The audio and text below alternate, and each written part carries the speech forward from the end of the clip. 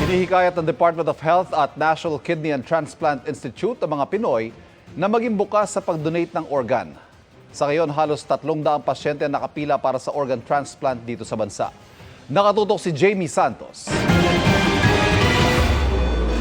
Sa mga may malalang karamdaman, partikular ang may pinsala sa bato, baga at atay, pag-asa ang hatid ng organ transplant para madugtungan ang kanilang buhay. Pero sabi mismo ng National Kidney and Transplant Institute o NKTI, kulang ang mga organ donors sa bansa.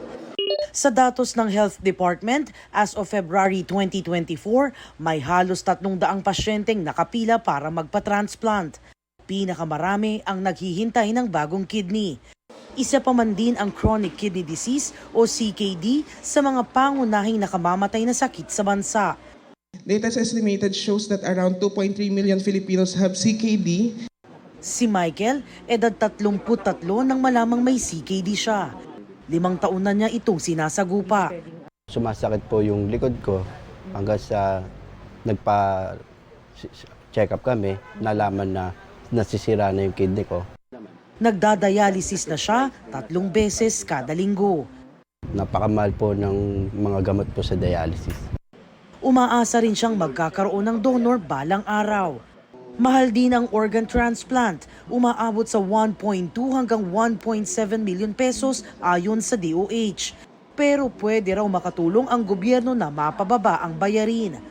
We have this PhilHealth C package wherein the patient is entitled to receive 600,000 pesos. Ilalapit po namin sila sa Malasakit Center and the social service po namin para po mapababa yung bills nila.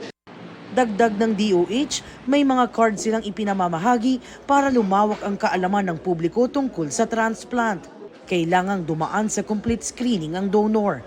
Para sa GMA Integrated News, Jamie Santos, nakatutok 24 oras. Mga kapuso, patuloy na tumutok sa mga balita. Mag-subscribe sa GMA Integrated News sa YouTube. Sa mga kapuso abroad, samahan niyo kami sa GMA Pinoy TV at www.gmanews.tv.